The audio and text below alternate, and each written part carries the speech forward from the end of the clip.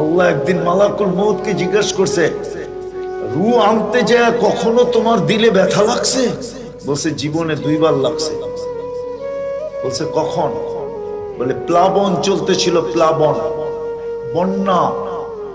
যমুনার পারের মানুষ তো বোঝেন, ঠিক না? আর বেলকুচিওয়ালারা তো আরো বেশি বোঝে, ঠিক না? যমুনাটা তো বেলকুচির কোলের ভিতরেই, ঠিক তো? ও পিছনেই যমুনা।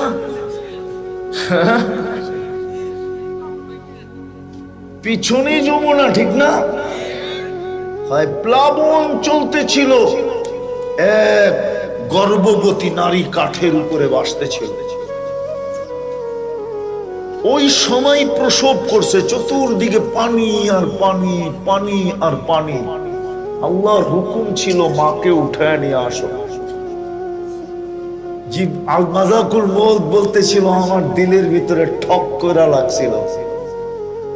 চতুর্দিকে তো পানি, মাত্র তো জন্ম নিল, কাঠের উপরে মা চলে যাবে, বাচ্চা। আল্লাহ বলে শুনলাম তো প্রথম দিন, দ্বিতীয়টা শোনাও।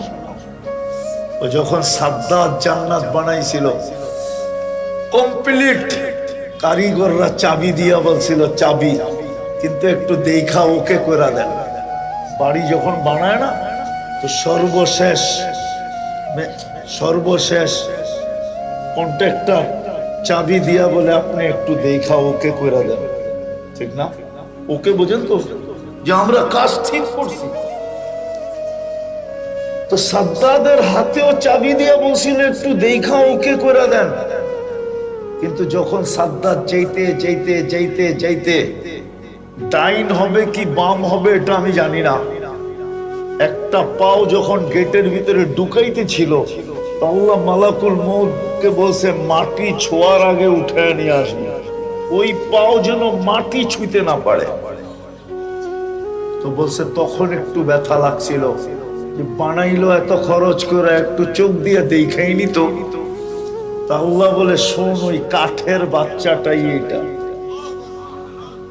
কাঠের বাচ্চাটাই, কাঠের বাচ্চাটাই এটা।